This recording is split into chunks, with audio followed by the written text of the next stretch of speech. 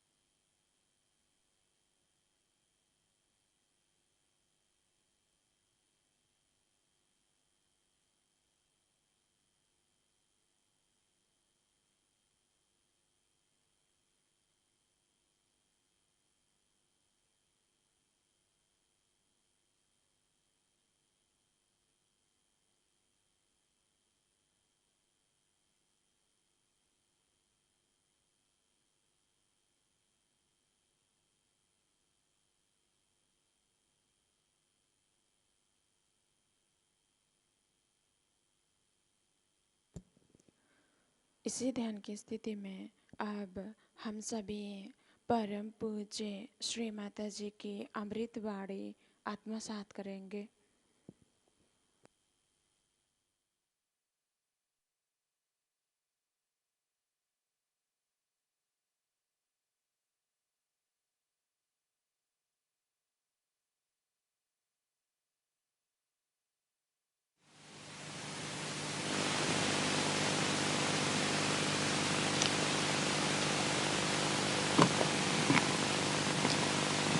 It is such a great day today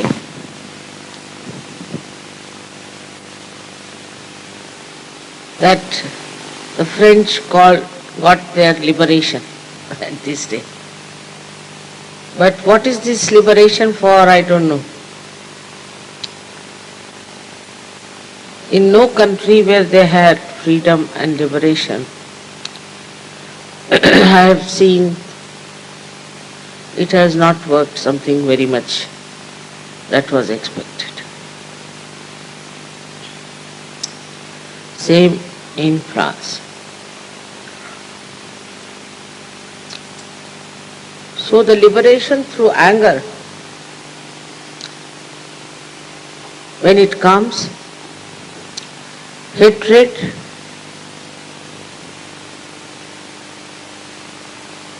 is the basis of these revolutions and these so-called achieved liberations. If the liberation takes place within yourself,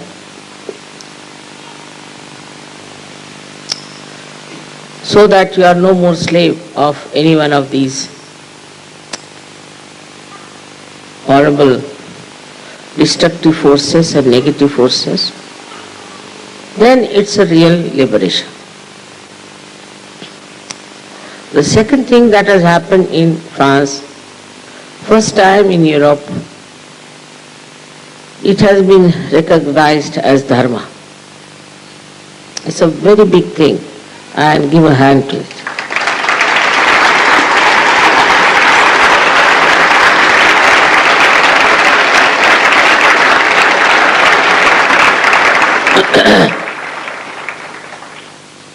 It is recognized that Sahaja Yoga is dharma. It is.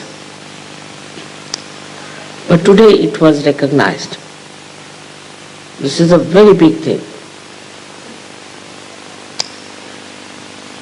I must say credit goes to your leader and to all the Sahaja Yogis of France who have worked so hard to get this sanction, this kind of a position. It's a very great thing.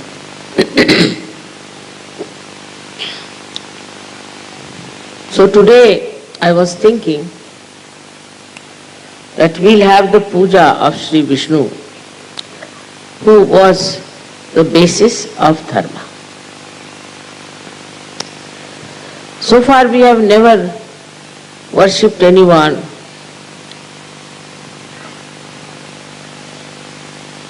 who were the basics except for Shiva. We only worshipped the incarnations because they became as incarnation. Ganesha came as incarnation, the goddess came as incarnations, Rama, Shri Krishna, Gurus, Christ, Buddha, all of them came as incarnations on this earth. And we worshipped the incarnations who came on earth specially. But today, as Sahaja Yoga establishes dharma, we have to know about Shri Vishnu, who is the basis of dharma.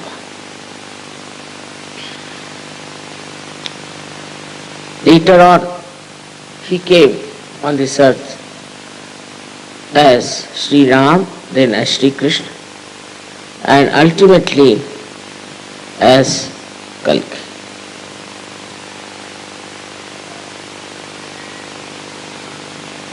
It is a beautiful evolution of Shri Vishnu. So one has to understand what is the basis of dharma. If you know, in the matter there are 8 valencies. They are negative, positive and neutral. But in human beings there are 10 valencies. And these 10 valencies are created by Shri Vishnu within us. They are protected, looked after and nourished by Shri Vishnu.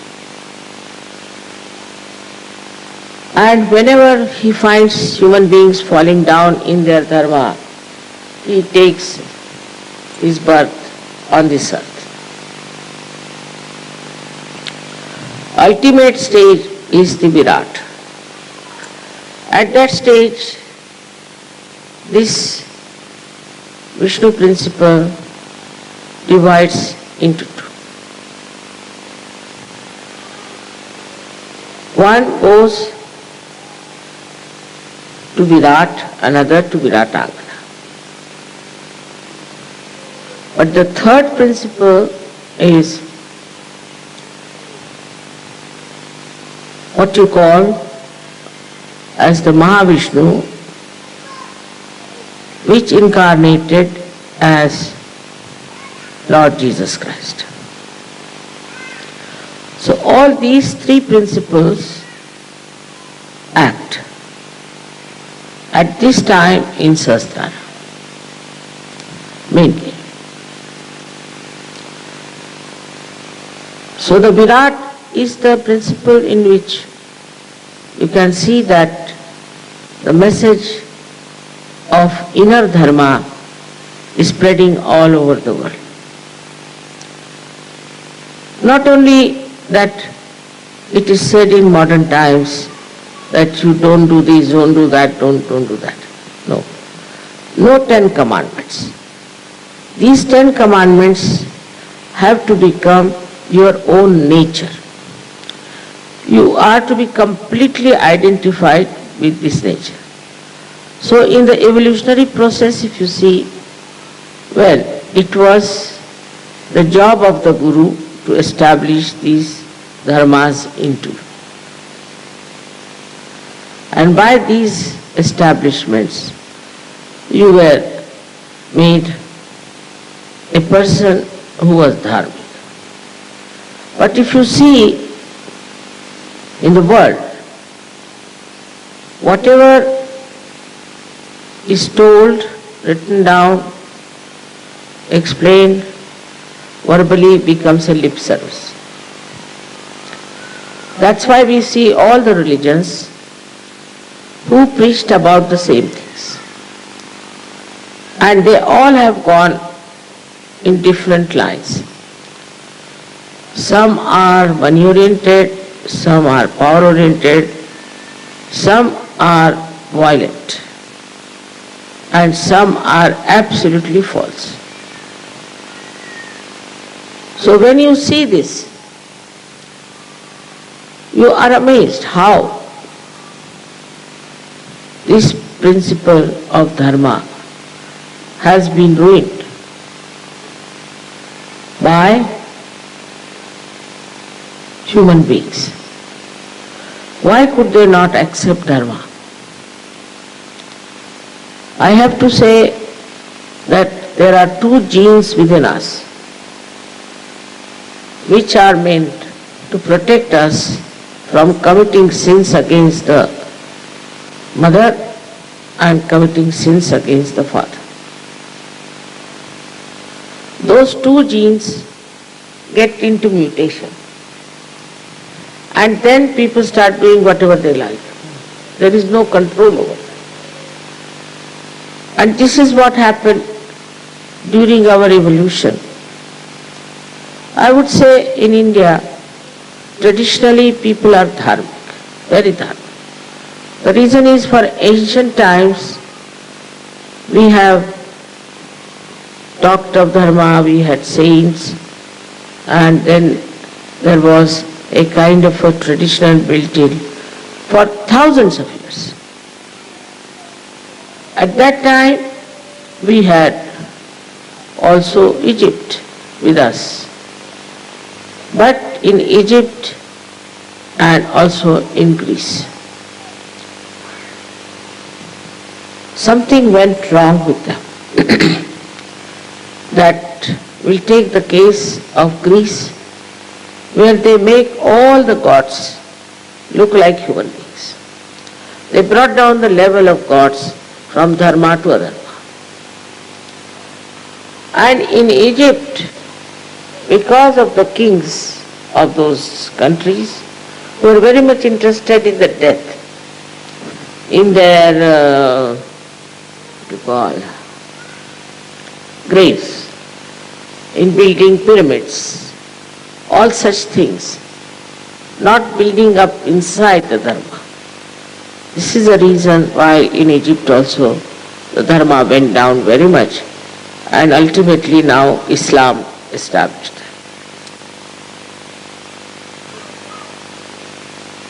Islam came because people were adharmic. Also increased the accepted Orthodox Church because people had become adharmic. But these religions themselves were adharmic.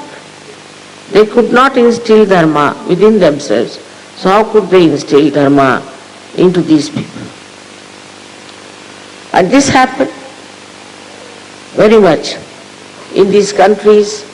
And Vishnu's avtaran, as they say, as a Narasimha, came very near Greece and very near Egypt, that is in Peshawar.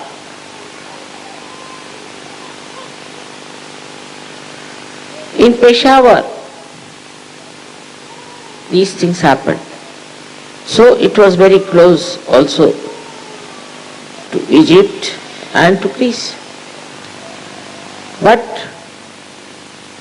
they became very much against Vishnu, because they thought their king was killed by them and all that. So all these Rakshasas entered into the area in Afghanistan, and then they came to Egypt and to Greece, and tried to bring all the gods and goddesses to the ground. Long time back, must be at least 10,000 years back, when Prahlada brought in the incarnation of Shri Vishnu. These Rakshasas went into, they were called as Asuras. Assyrians they call, but Asuras they were. And if you go to Egypt, you'll find the Sphinx there. Just the opposite of what Narasimha was. The man is in upper part, and the lion is in the lower part. But Narasimha is just the opposite. Narasimha is the lion in the upper part, and the man in the lower part. So they created this kind of an image which was just the opposite of Vishnu. Because just to show that we have another kind of a big incarnation which is just opposite and can fight Vishnu very well. With these Rakshasas entering into these people, they developed a very aggressive nature, fighting nature, aggressive nature, They developed their muscles in Greece very much. And the whole of history of Greece, if you read, is really mad. One fighting another, another fighting another. They were killing each other. There's no end to it. Till Alexander came to India and he saw a culture which was dharmic, and he was quite surprised. How these people live with symbols and all that. He said, all right, I had enough of it, he went back. But in Egypt also, they could not understand dharma at all, because they believed in the dead, all kinds of black magic and all that. So when the Islam came, they accepted Islam. So here came Christianity and there came Islam. They say in Russia, Tsar wanted to have some religion. So out of these, he asked the Christians, first he asked the Catholics to come and make them, all of them, religious. Because he wanted to have some religion. The essence is Vishnu. But these perverted Vishnu Swarupas were there. Now they went into Russia one by one. So first came the Catholics, and Catholics said, you can't have so many wives. You can only have one wife. So they said, this won't fit us. Vishnu had only one wife. Ekapatni, one wife. Even in Rama's life, same thing. Then they called for Muslims. So Muslims said that, all right, we can have many wives, but no drinking, no vodka. So they said, how are we to live without vodka? In all these religions, there is a little, part of dharma. In the first one, only one wife. In the second one, Islam, no drinking. They said, no, we can't live with that kind. Then they sent for Orthodox Christians. Orthodox is the word. And the Orthodox said, you can have as many wives you like, and you can drink as much as you like. They said, this fits our dharma. And they accepted. So any kind of restrictions you put on human beings, any kind, without realization, they will do exactly what is restricted. I have seen the Muslims now, for example. Once I was coming from Riyadh, going to London, I went off to sleep. When I got up, I saw all very fashionable women with all exposed bodies, and very fashionable men with bow ties and all that. I said, what has happened? So I asked the air hostess, where did we stop? She said, nowhere. I said, from where these people have come? She said, they are the same. In Riyadh, they would cover their faces. They will cover themselves with this thing. My son-in-law told me that I can't say I'm traveling, I'm going with you who is my mother-in-law. I'll be arrested. Even a mother-in-law, you cannot. Only she should be your mother. Thank God our surnames were the same. So nobody arrested us. Such stupid things, Keeping women away, men away, then telling the women, you can't do this, you can't do that. And men doing all kinds of things. All this results into a very bad hypocrisy. Same with Christians. If you read Christ, what he has said is so tremendous that for everything he said, for example, he said, they say there should not be any adultery, but he says even you should not have adulterous eyes and it should not even come into your mind. Can you imagine what he said? Now tell me about Christian nations where women are becoming nude, naked, these men are looking at them and it's a nonsense going on everywhere. Can you believe that these are Christians and then on Sunday wear your hat and go to church? How can you call them Christians? There is no dharma at all. Going to church is another hypocrisy. And the amount of licentiousness that has come in the Western countries is the limit that one can reach. They do it in such a way that even animals won't do. The whole lifestyle is such how to find our destruction. They want to destroy themselves. Why it doesn't happen in India so much? Because they know it is sin. They know it is sin.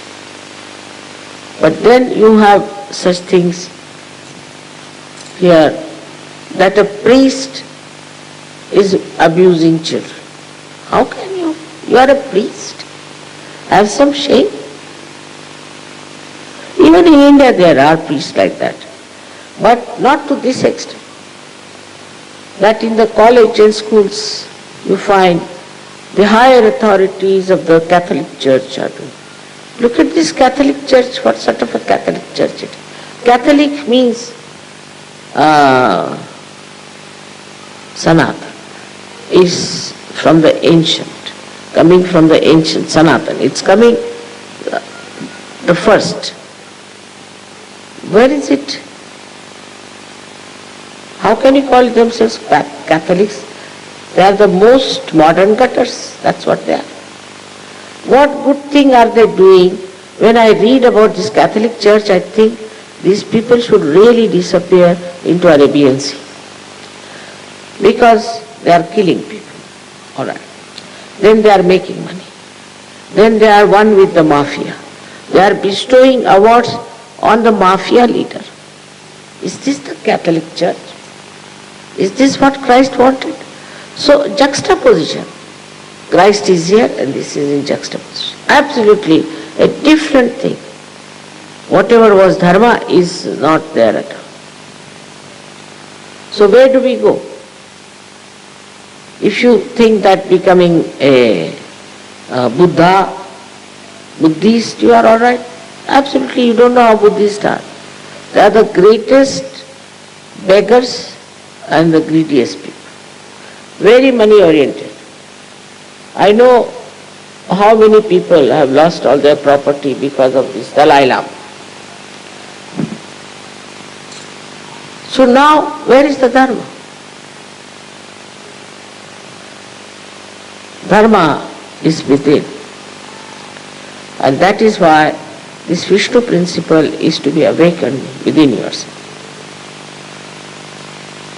And this principle then expands into many ways. Because Vishnu is the one who cures. We call him a Dhanvantari, means a doctor. He is the one who cures. Because he is our preserver. He is the preserver of human beings. So if you preserve your dharma, then you don't get sick.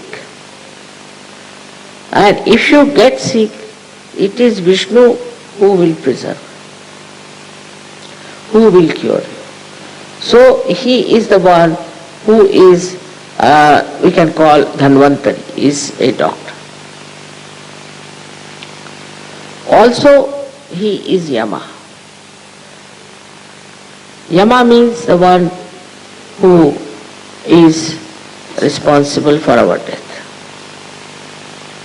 Of course, the Shiva, we can call the principle of existence, spirit has to go first. And then Yama comes to take charge of the body. It is he who decides. Where should you go? Should you hang in the limbo, or should be sent to the hell, or if you can go to heaven? All decision is taken by, with the help of Mahavishnu, that is Christ. So his job is to come when there is a dead body lying, to take away the spirit and judge the spirit and put it in its proper place. Now a person who is an adharmi, suppose, such a person, he takes him out and puts him into hell. But before it is done, sometimes these black magic people arrive, take away the skull of such a dead body, because when you are burnt, the skull is still left, or the bones, and try to control the spirit before Yama enters onto the scene.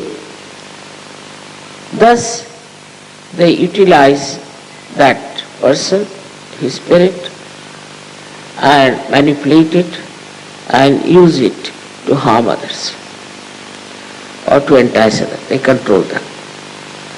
So this is the greatest adharma. This is the worst thing that one can do, is to take away the spirit and use it for mesmerism or enticing. But at the death of such a person, such a tantrika, Yama gives him most horrible death, in the sense that the spirit doesn't go out easily and such a person suffers and wants the release, but he cannot get a release. And it's a very big ordeal for that person to die. It's a punishment of being such a horrible tantrika that you have tortured so many lives.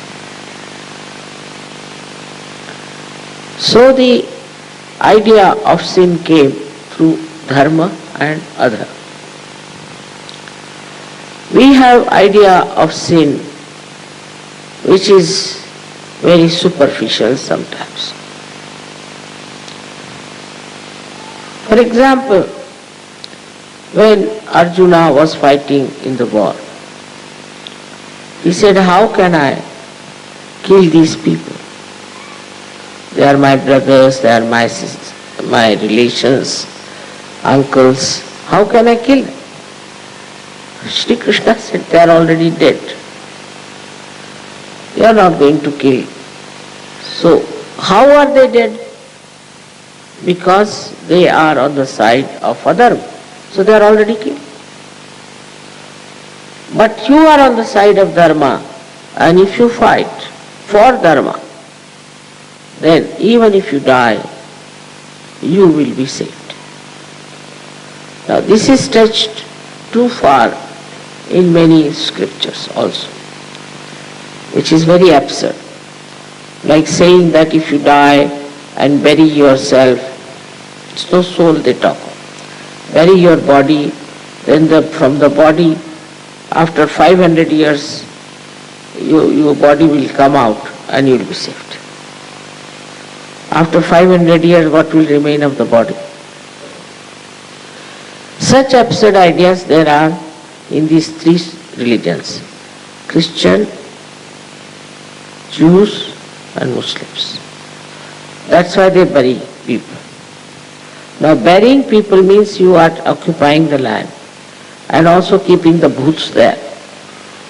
I was surprised when I first came to Paris that in the center of Paris they have got such a big cemetery.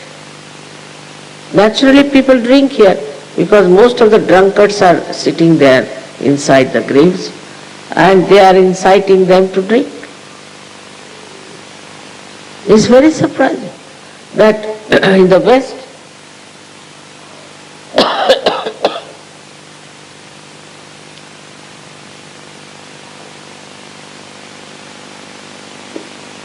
they have such absurd ideas that when you will be buried, then you will be resurrected like Christ. Just imagine. Christ was resurrected between 3 days. He died on Friday, resurrected on Sunday morning. Not even 3 days. But if you keep somebody for 500 years, who is not even Christ? If Christ's body is different, what will come out of it? And so they are burying people. Only realized souls should be buried. Not every common person. Because they still have their desires, they still want some things, their souls might be hanging around there. You see, that body. So why should you keep the body in a place for years together? Then after some time, they'll dig it up and make houses there. And all the booths were coming in the house. So to understand dharma, we should also understand how we are going to deal with the death of general people and the death of surgeons. Only if you are dharmic, it is not sufficient. There are many people who don't do anything wrong. They are very austere type, something. But they are not in balance normally. They are very hot-tempered. If they are not hot-tempered, they are absolutely recluses. Sit in the Himalayas like that. But those people who are dharmic in the real sense of the word, once they ascend to the state of Virat, then only they are the people who should be preserved. Their body should be preserved. Because the dharma from the navi goes to your brain, and brain supplies to all the nerves the energy of the spirit. So the whole body of a realized soul is full of vibratory awareness. If such a body is buried, you can even get fragrance. And from a distance you will know that there is some saint being buried. If you remember, there are 7 photographs of mine where the light is falling on me. That was a village called Mia Ki Takli. They told me that Mia, one Sufi saint, died in this place, so he is buried here. Immediately I felt the vibrations. And when I was sitting on the dais, I saw him in the form of light. And he started throwing light on me. And I was very happy, but when I stopped, he stopped. He didn't become a bhoot, no, he did not. He became the light. And wherever it was necessary, he showed his presence. So we are following some dharmas. In Sahaja Yoga, you are supposed to follow Vishnu principle. You have to follow Vishnu principle. You cannot say that, Mother, we cannot do it. For example, Vishnu doesn't like smoking, tobacco. He doesn't like. He doesn't like alcohol. He doesn't like these drugs. He hates drugs. He doesn't like many medicines that human beings are producing. For example, these antibiotics. If a Sahajogi takes, he'll vomit. It is a real Sahajogi. Whatever may be the quantity, whatever may be the quality. So many medicines he cannot take. So automatically you become like a Brahmin who avoids, no, not this. Then you won't go and have food in a place where there are people who are against Sahaja Yoga or who are not dharmic at all. You won't like it. I don't have to tell you that don't look at the women. You won't look at it automatically. Your eyes out of dharma will become steady. Nor will I have to tell women that they should run after men. Very few are like that who are struggling still. But most of you just drop all these bad habits and come to a state where you just automatically become dharma. Because when the Kundalini rises and occupies your brain, then you understand what is right, what is wrong. Through your vibrations, you will not take something that is not good. Food, you will see vibrations, is not good, you will not eat. Anything that is not suitable, you will just say no. I don't have to tell you, don't do this, don't do that. You will never kill anyone. You will never commit any sin. Automatically. I don't have to tell you, don't do this, don't commit this sin, don't commit that sin. Of course, if you are not yet a matured Sahajogi, then maybe.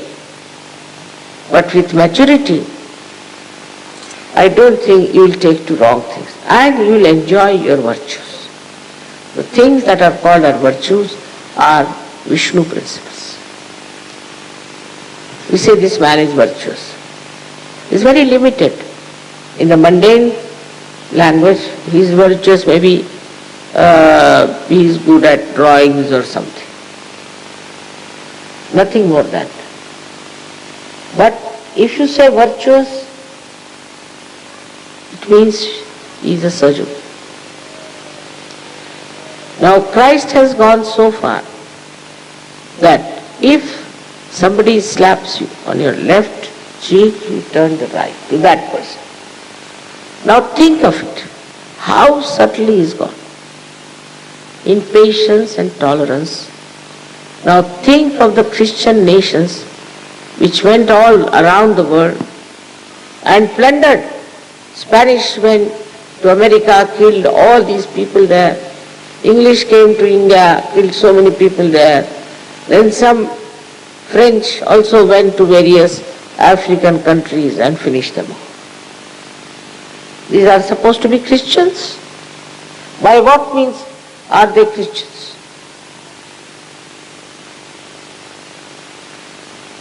Not only that you have to not to aggress, that's not the only point.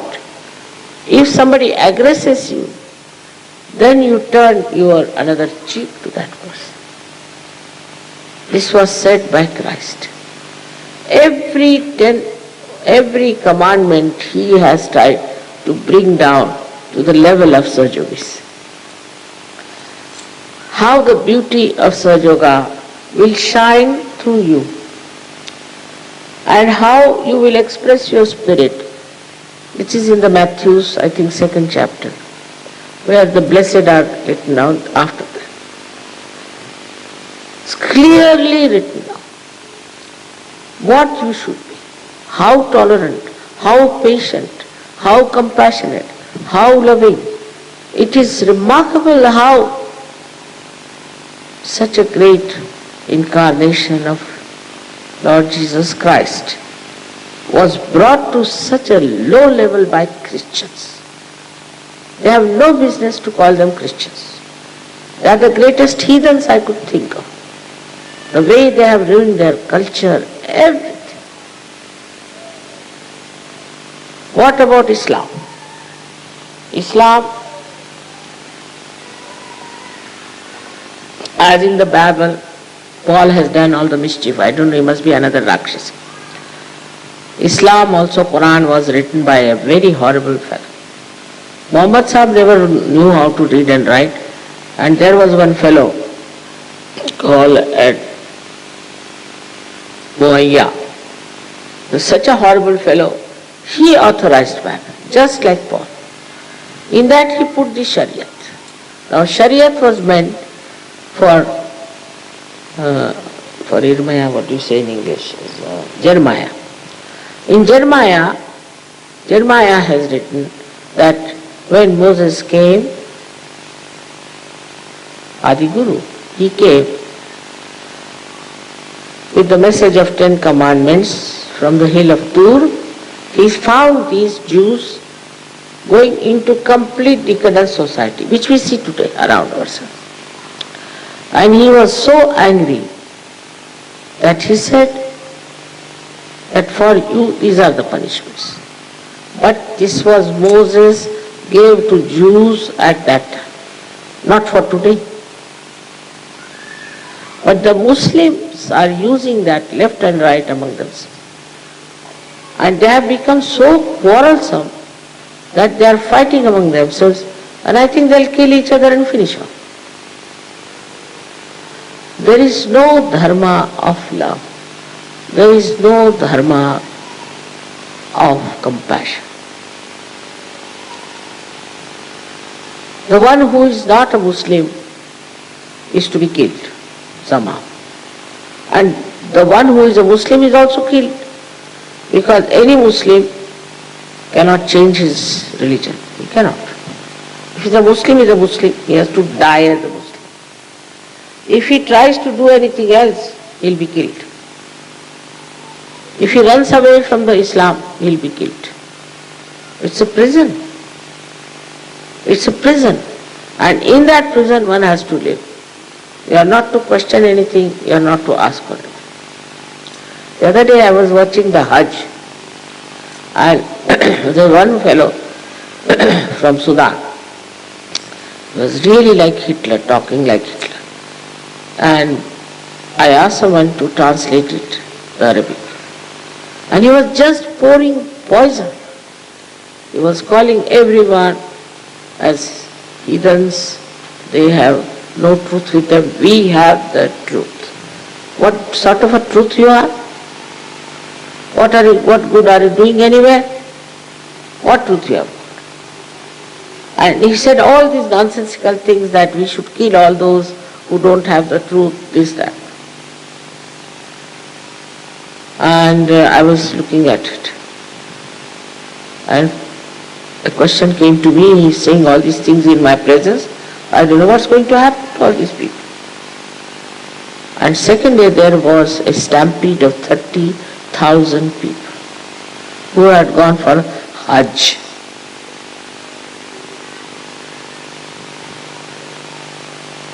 So these stupid people in charge of religion will kill all the Muslims this hour, finish them off, and think that we have achieved a lot.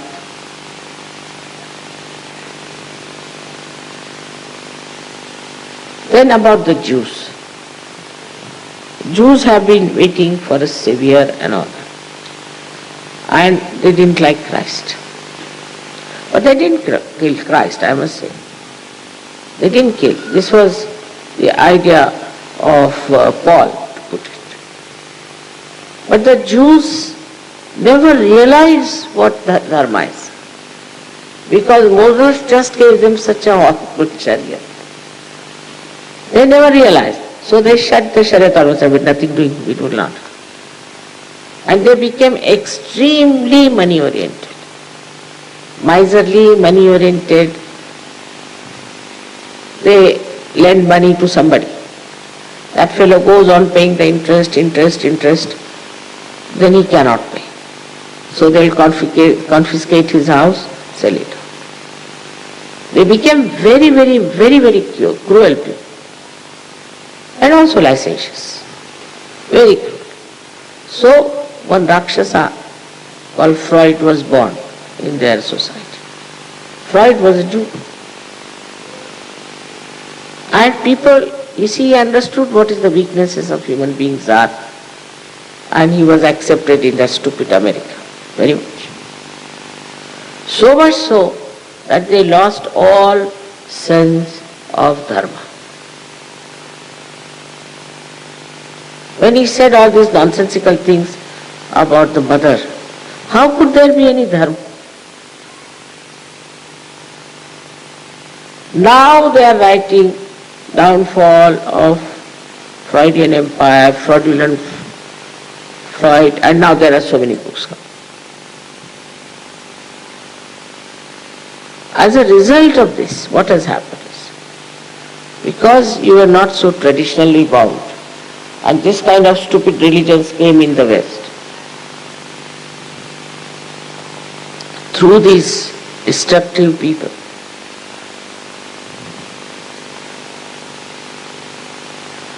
you lost faith, lost complete faith. It's all right, go to church, come back home, what is there? He's talking like that. The priests, the mullahs and all these leading such a horrible life. Completely people lost faith.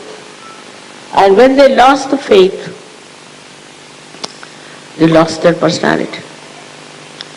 They lost the personality. And I am surprised how people follow fashions, as I told the other day. They followed fashions. Anybody says you should have skinhead, they'll cut off their hair. Tomorrow somebody says you cut your nose, they'll all cut their nose. You dress up like this, they will dress up like that. Say torn clothes, all right, torn clothes. One person starts it, that is the entrepreneur, and everybody follows.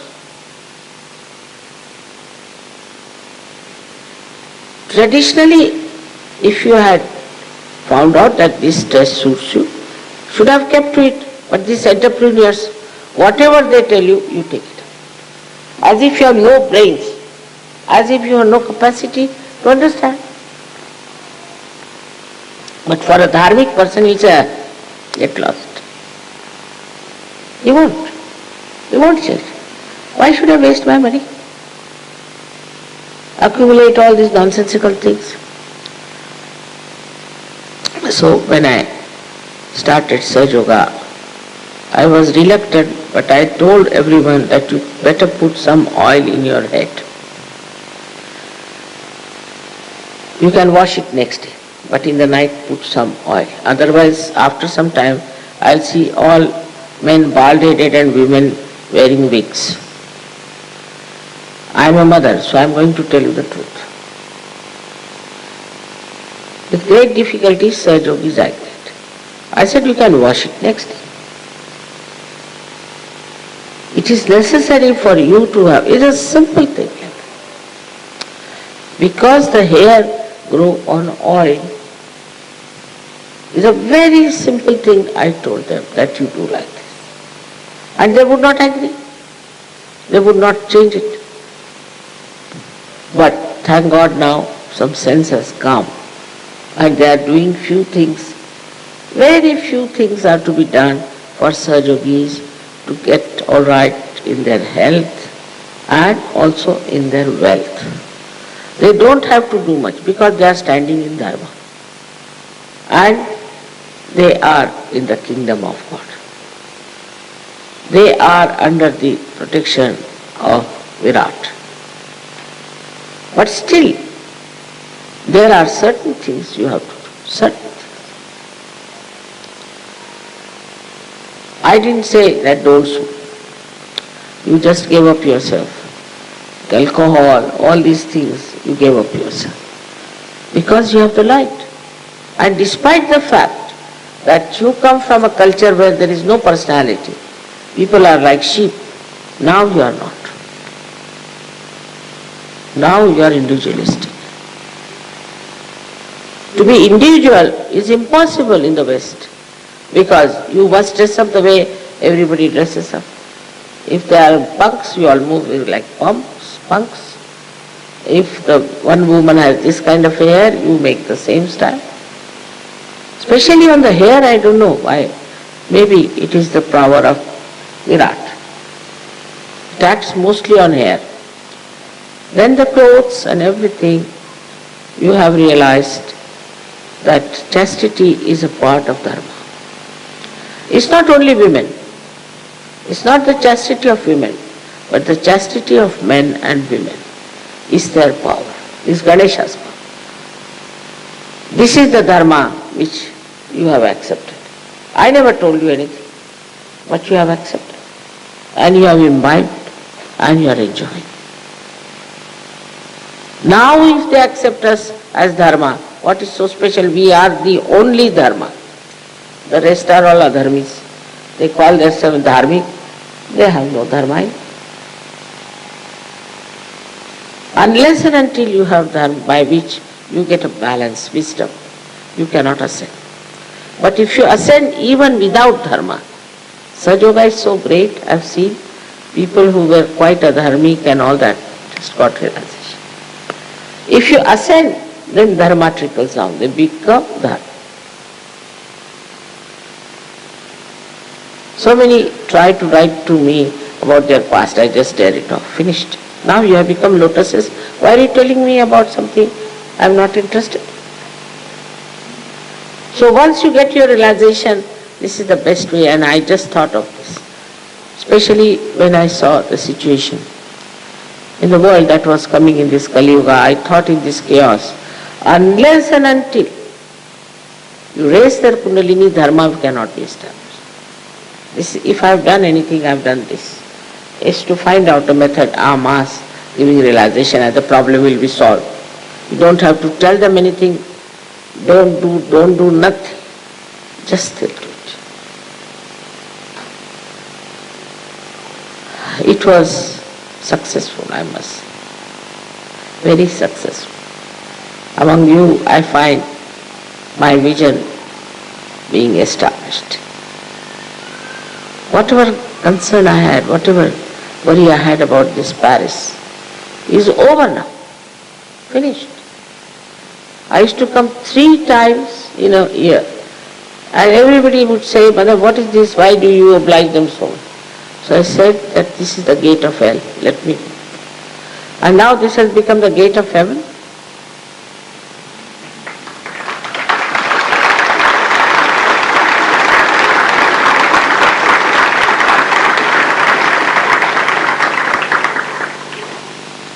So for us, not difficult to establish Vishnu principle, but to recognize that we have those. You see, suddenly I find Sahajogis become extremely humble and they don't want to know what they have. You can cure people. You are a Dhanvanta. You can give realization to people. All Vishnu principles are now awakened within you and you must utilize it. I wish we had Vishnu. Aega? Sir? Vishnu Sahasra Naam aega? Now there are 1,000 names which I would not like you to say, but at least some names of Vishnu, if you can say, you will understand how this Vishnu principle is awakening to such an extent that somebody said, Mother, no, I don't want to work in the public. I said, why? I don't want to have that ego back in me. They are so sweet. They are afraid of their ego being coming. No. It won't come back now, because here sits the Vishnu as Virat. He'll look after. And you have that Vishnu Pada in yourself.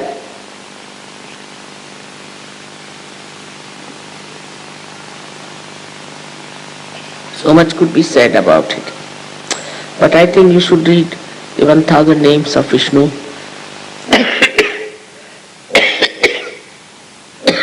And you will know how many qualities you can have. May God bless you.